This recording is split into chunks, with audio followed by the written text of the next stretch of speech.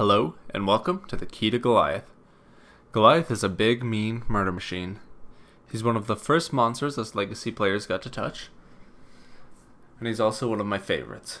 I'm very happy to have him buffed up in the recent changes. Goliath's traversal is a big leap. The distance and height is changed by your camera angle.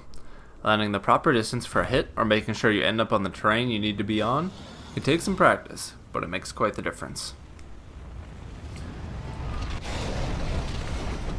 Traveling as Goliath, you can use both Charge and Leap Smash as supplemental traversals. They have a longer cooldown of 30 seconds when outside of combat, so be cautious around that. All of Goliath's abilities do not start the cooldown until they actually launch. For Fire, only once the breath ends. For Leap Smash, only once it hits the ground. For Rock, only once the rock leaves your hands. And for Charge, only once the animation ends. Goliath's first ability is his rock throw. You stand, pick up a huge piece of rock, and chuck it. It's by far the most satisfying thing to land, and also the highest damage ability he has. It has 100 direct damage across all levels, and it starts with 578 splash damage for a total of 678 damage on a direct hit. It has a 9-second cooldown. A second point on rock reduces the cooldown down from 9 seconds to 7 seconds. It increases the radius by 60%, which lets you take advantage of the recently buffed splash damage. A third point buffs the travel speed by 35%, making it easier to land on flying hunters, while also increasing the damage by 10%. This increases the splash value, but not the direct damage, and so you still have the direct 100, but instead of 578 splash, you now have 621, giving you a total of 721 damage on a direct hit. Rock throw is fairly easy to dodge at range, so setting up your shots to land is very important. It's easy to land on a climbing hunter from directly below, but trees and terrain can break your rock. Also, good assaults can pop their defense cooldown and tank a rock to prevent you from landing it on the key target. This makes it a very high risk and high reward ability. Launching himself into the air, Goliath commits a leap smash. Travels in an arc and slams the ground, dealing damage in an area. Deals 437 damage with a 9-second cooldown when you take your first point. The knockback is also quite good. Leveling it up again lands you a shorter cooldown of 7 seconds, as well as a 15% larger radius, making it much easier to hit your target. The third point buffs the damage up to 485 from 437, and gives it another 15% radius buff. Leap Smash is great for initiating at range, chasing, denying revives, and using the knockback to keep someone pinned in a corner. Because the damage is quite good, and it gets easier and easier to land the more you skill it, it's definitely valuable to have at a higher value point than most other abilities. You can also use it to combo with other abilities, by, for example, knocking them away with a rock throw and jumping onto them for massive damage from both abilities.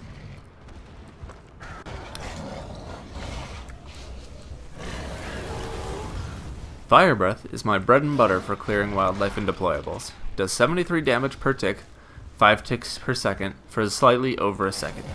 It is either 1.1 or 1.5 second duration, but we're not sure.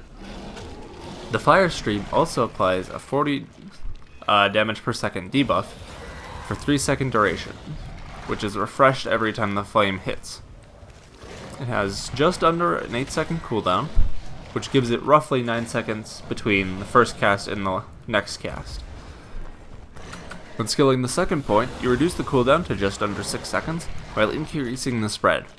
The spread makes it much easier to get that max damage, which is a huge power spike. The third point gives it additional damage, bringing it up to 80 damage per tick. It also increases the radius of the flame, making it also easier to hit. Flame Breath is one of the most reliable sources of damage. Unlike Charge or Leap Smash that can be blocked by harpoons, or rocks that can be blocked by the assault, Flame Breath can hit multiple targets and can be cast while climbing and while mid-traversal. It's also reliable in that it's very difficult to dodge. Hunters in the air can still be hit by it, while your other abilities cannot. I tend to save my Fire Breath for when a hunter is climbing away from me, juking around corners, and other moves that make it very difficult to land my Leap Smash and Charge. Having Fire Breath available lets you clear Markov mines or sunny drones that are in places that you don't have time to waste a traversal on, or it's dangerous to go there. Charge sends the Goliath running forward. It can be aimed and has strong knockback. It has 403 damage on a 9-second cooldown. One very important thing that most people don't know is you could actually cancel charge midway through the animation, simply by pressing your back direction key. For most people, this is S. This allows you to get the full hit off on a single target and instantly cancel, allowing you to continue damage with your heavy attacks and your other abilities. As you level charge, it reduces the cooldown to 7 seconds in combat, while increasing the radius. This makes it much easier to land and get someone out of position using the charge.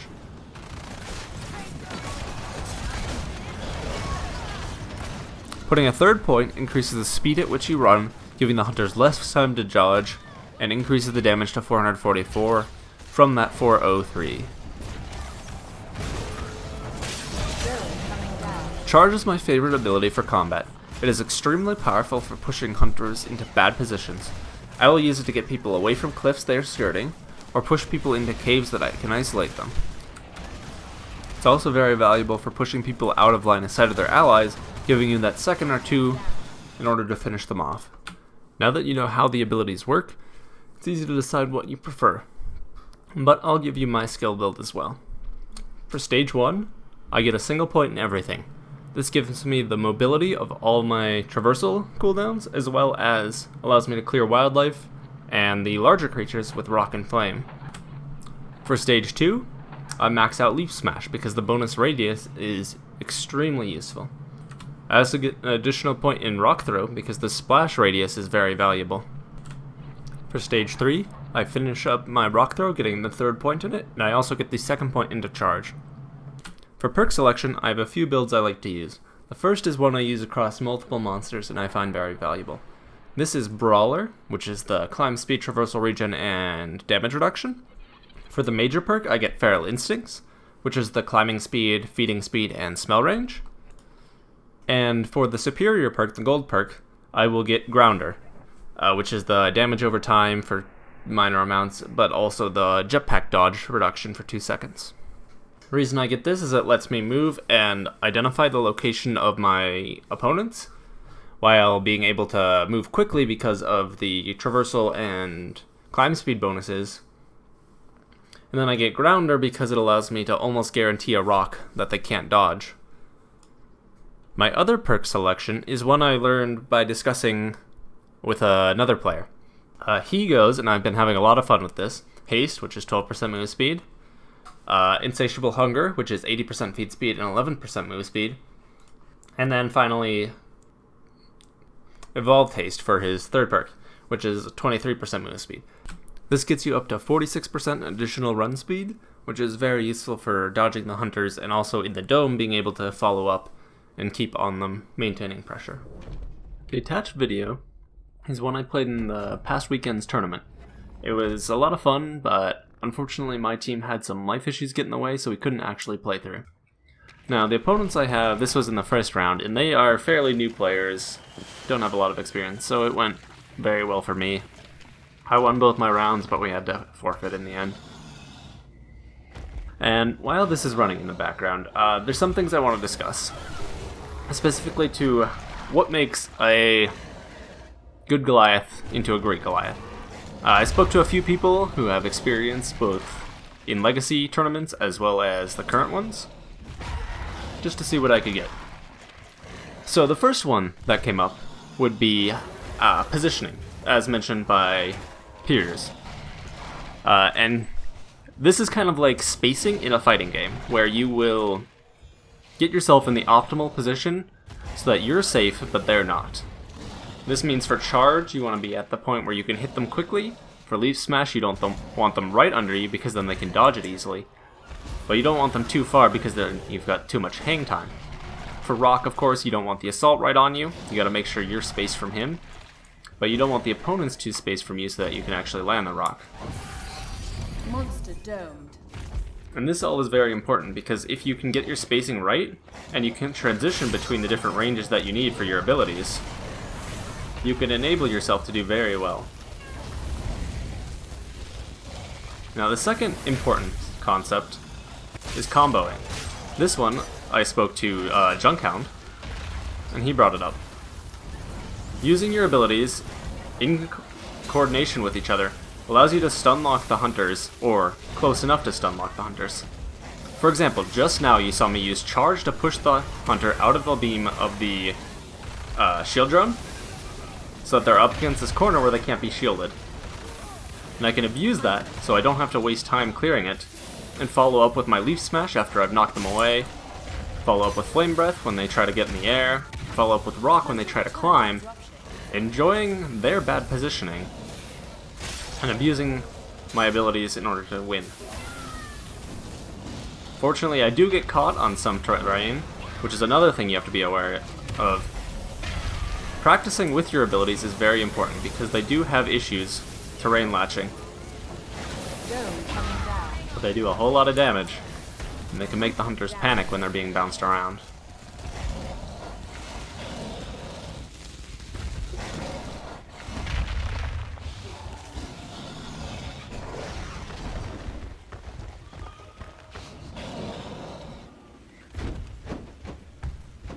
The third topic is pressure. Pressure is something that falls under both of these categories, but I feel it takes a moment or so to discuss on its own. Using your abilities all have, at least for stage 1, single point, 9-second cooldown or less.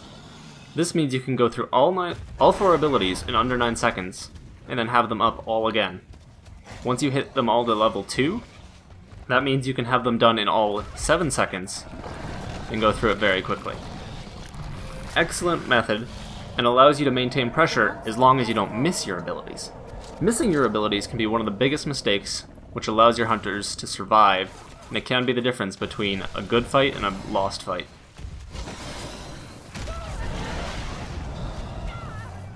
As I've covered in other videos, choosing when you engage is a big deal as well. Even though I was pushing the trapper towards his hunter team, I knew he couldn't be rescued in time and they wouldn't be able to set up well enough in order to protect him, which is why it's able to be engaged. And your mobility with your attacks sets up for those good chases that you need. It allows you to pressure them, forcing the entire team to rush and waste fuel, but doesn't allow them to be prepared for the actual onslaught. They're simply there, not able to protect. So let's discuss combos a bit more in depth while we have this downtime. My most preferred one is Charge into Leap Smash into Rock Throw into Flame Breath. This is because Charge allows you to shove someone out of position, either off a cliff or behind a corner, and then Leap Smash allows you to catch back up to them after they've been launched. With Leap Smash, they're now in a bad position and you're right on top of them, so Rock becomes a lot easier to hit, especially considering the assault will be further away since you just charged and Leap Smash. So it's very hard for him to keep up unless he expends all of his fuel. And then once they've been bounced with Charge, you're finishing the damage over time reliable from Flame Breath. Gets you that extra damage which will either completely negate the healing coming in from the medic, or set up for the next fight and the next cycle of your abilities, which will keep them low. It also could be the finishing move if you are able to charge them out of line of sight fast enough.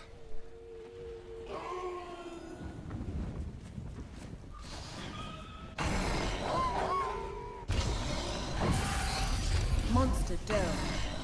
I keep getting messages from people I was playing with. I was joining a team as a sub for this match, which was a lot of fun. Another thing to note, just generic monster tip, I will often use armor channeling as a way to bait people out of position. I did it there because even though I had full armor, I didn't want to choose my engage on them. I wanted them to come to me. And there you can see, charge into Leaf Smash. I let him actually space away from me because he was too close for the initial Leap Smash.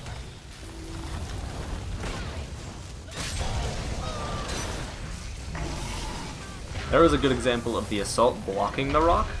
where I would have been able to finish this support, but because the assault was there, I wasn't able.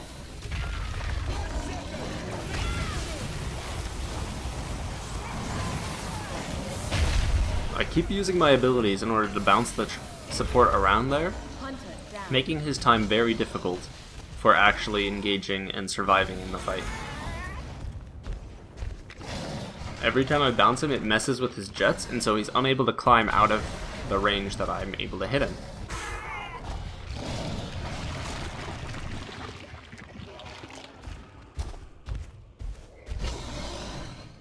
Again, something I've mentioned before is tracking the hunter's fuel. I knew he'd been boosting in order to catch up to me, and so when he used that large boost to get to the high ground, I knew he couldn't get away from the rock, which set up a very easy kill. I was able to finish off and get quite a few strikes, but I decided it's not worth staying even though I'm at a ton of armor, because I don't know quite how good these guys are. It's my first time ever playing them, and I tend to play very passive and safe.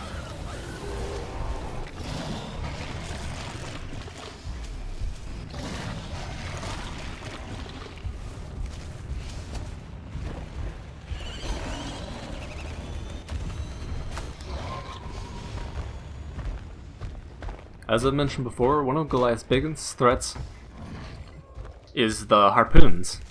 It can completely negate two of his abilities, and so positioning around those is very important.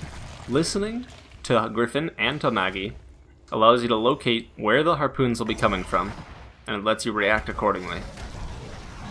Recognizing the timing on these, knowing how long it takes for them to set up and how long it takes for them to actually appear or to reload is very useful. There was a full combo onto the medic, and with the strikes he already had, I was able to finish him off. Hunter returned to the dropship. Never forget to use your abilities to clear these revives. You have the mobility in order to get onto them, and using that damage to start a combo is very powerful. In addition, it will hit the downed character, making it harder for the medic to heal revive them. Thank you for joining me in this Keeping with the Goliath guide. I want to give a huge thanks to the people who helped me out in coming up with ideas for content. Those would be Piers Price, Junkhound, and Alice16, Roman numerals. I also want to apologize for taking this long to put the video out. It takes me probably half an hour to edit out all the tongue clicks I get. Cuts down the audio length by a good 5-10 minutes. It's crazy. And then of course getting the footage and getting the concepts takes a good long time, so thank you for sticking with me. If you have any questions or concerns, feel free to drop them in the comments and I'll do my best to answer.